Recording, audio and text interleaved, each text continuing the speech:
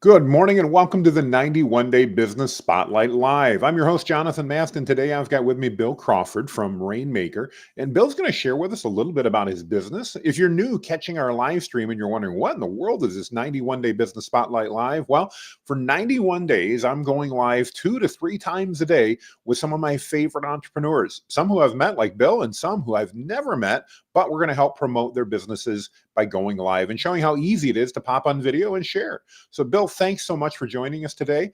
Obviously, you and I have known each other now for a couple of years, but I'd love for you to share with our audience a little bit about Rainmaker, who you guys work with, and how you help make their lives better, if you would. Jonathan, thanks for having me. Boy, that was a smooth intro. How you got all that information out without stuttering at all, very smooth. So Thank nice you. job you on that one.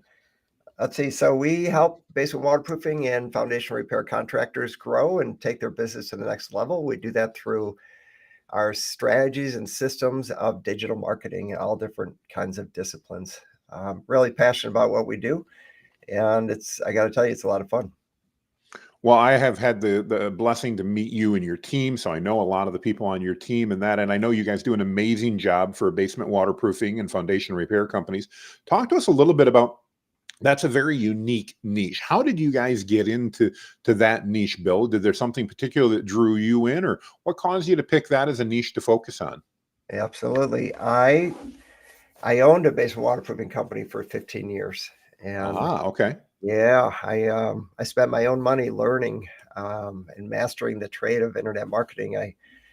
I been for literally like 27 years, kind of been a lead flow junkie, and I when I owned my company, I had 55 employees at one time, and so you have to feed the machine. There's a lot of sales reps. We're in 5 to 9 full-time sales reps.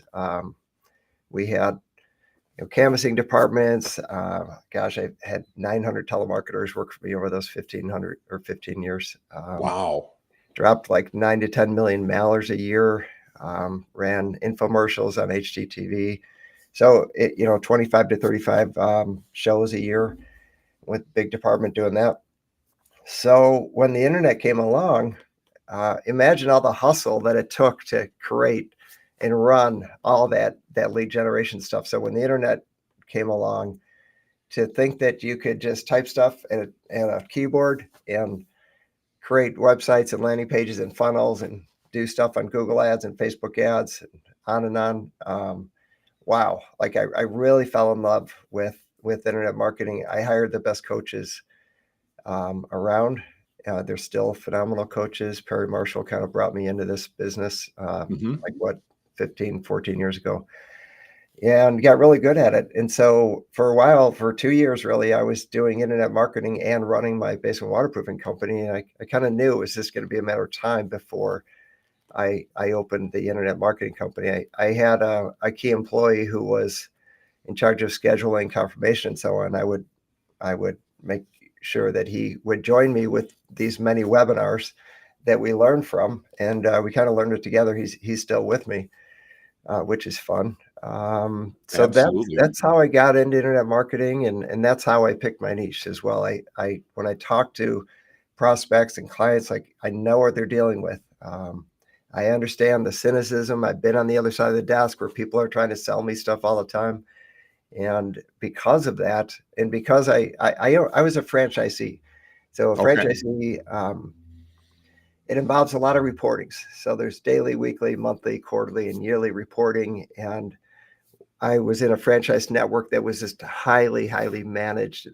It was the opposite of what you typically see, where you get a month of training and you're on your own, just send your Mm. royalty checks. This was kind of like a family, and it's like, what's going on with you today, and what are your priorities, and so on. So because I got really good at internet marketing, spending my own money, my first client was the franchisor, which was a thrill. And I didn't pursue him, just them really.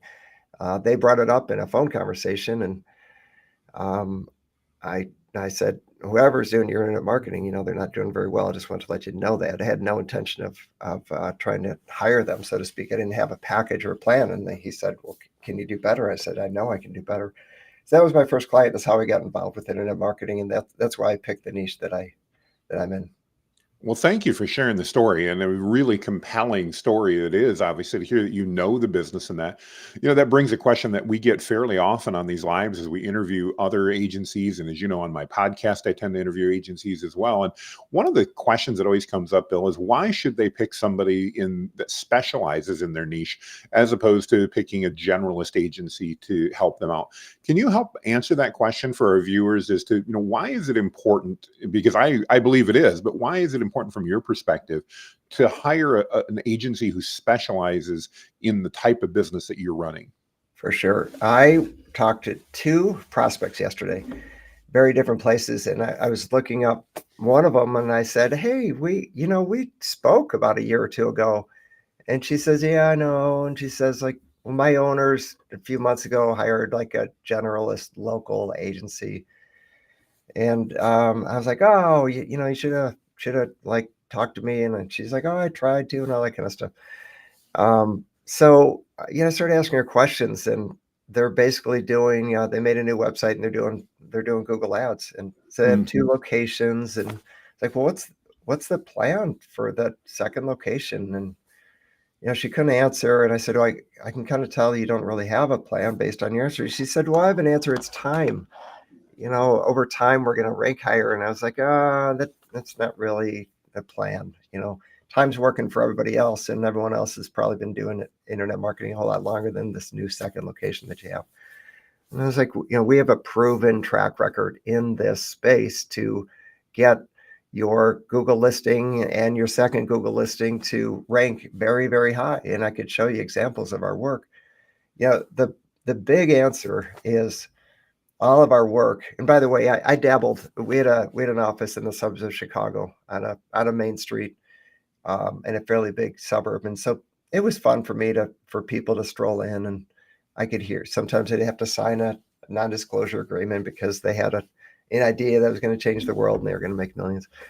Um, so it was fun to kind of do that. The downside when I dabbled with industries outside of basement waterproofing foundation repair is you have to put a lot of time and energy into researching the best practices, who are the leaders, what Mhm. strategies are they doing, why are they doing what they're doing, and that is very different than our entire team is always trying to perfect the existing systems only for basement waterproofing and foundation repair people. So the efficiency and the scalability in the results that we can deliver doing something over and over and over again and always focus on getting better at it, I don't think compares to what a general agency can do at all. Well, I absolutely agree with you on that. And having spent many years in my past in a generalist agency and trying to do our best, obviously, to service all our clients, and I think we did good because we kept many of those clients. I've seen that difference myself as the agency is specialized and the ability. What I think has been so interesting from my perspective, not only to add more value to our clients, which obviously is the ultimate goal, but also to add more value to our teams because we've seen our team become so much more adept and confident because they're not having to relearn every industry every time we get a new client. And it's allowing them to Absolutely. really do deeper dives to become even better experts at what their craft is. So, no, great Absolutely. explanation there. I appreciate that. Yeah. Well, Bill, if we've got, I guess, a couple quick questions. Do you work with agents or with basement waterproofing and foundation repair companies in a particular area of the country, across North America? Who do you work with as far as geographically? Sure. Interestingly enough, due to the ice age and how the glaciers came down and how they affected the land, the majority of waterproofers are in the East Coast and the Midwest. And there are some, west of the Mississippi River, but there's not a ton of them. The majority are in the Midwest and the East, and that's where the majority of our clients are. Okay.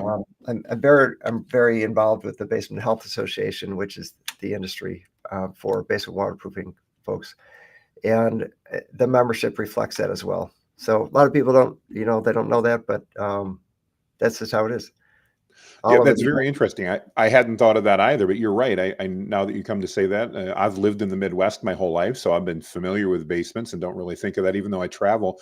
Right now I'm down in Alabama, and you're right, there aren't many basements down in Alabama. Just Yeah, totally unrelated. But you said that has to do with just kind of the way the glaciers came down and melted and what happened with all that geological that's right. formation then? Yeah, yeah, that's exactly right. And if you think about it, California has so much rock. Florida has Hmm. swampland. Texas has a lot of rock. But you do get, like, I would say Kansas City is like the biggest area for foundation repair. There's a lot of foundation repair folks there, and a lot of people do peering. Some of the waterproofers will do peering just to kind of, when you get a really dry season, it's a way to complement your business. So they are offering different things. But yeah, Very all over the cool. United States. Well, that is a great information and a new tidbit I hadn't expected.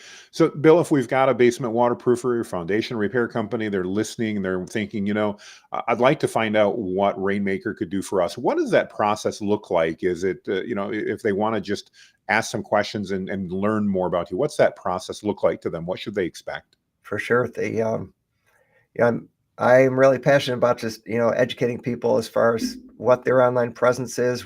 I typically do a discovery call, which is, 10, 15 minutes, just kind of see if there's a fit. And even if there's not, sometimes I just will spend time with them.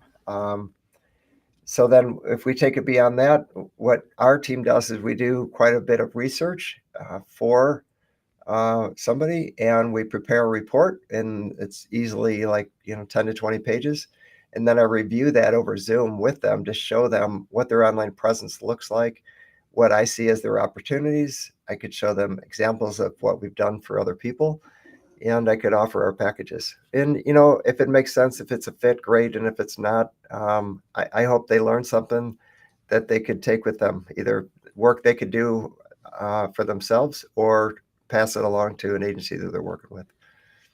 I love that. And what's the best way for them to reach out and get in touch with you, Bill? Sure thing. The website is Rainmaker for Contractors. The word Rainmaker, if anyone's in basement waterproofing or foundation repair, they understand what rain is. So it's easy to remember, Rainmaker for Contractors. And there's all sorts of ways to book an appointment with me. There's webinars, podcasts. There's a book I have. So it's pretty easy to get in touch with me. Here to help.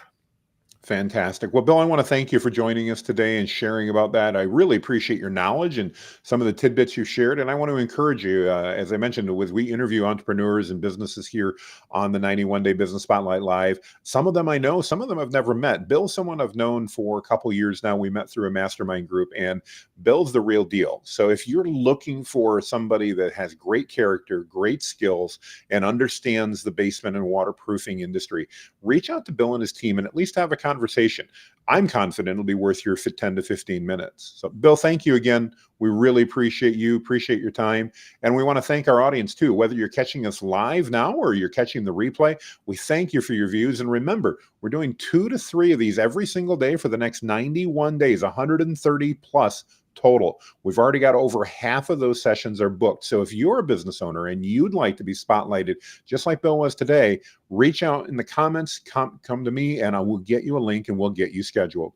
Bill, thank you again. Thanks, Have a wonderful Jonathan. day. All You right. too. Bye-bye.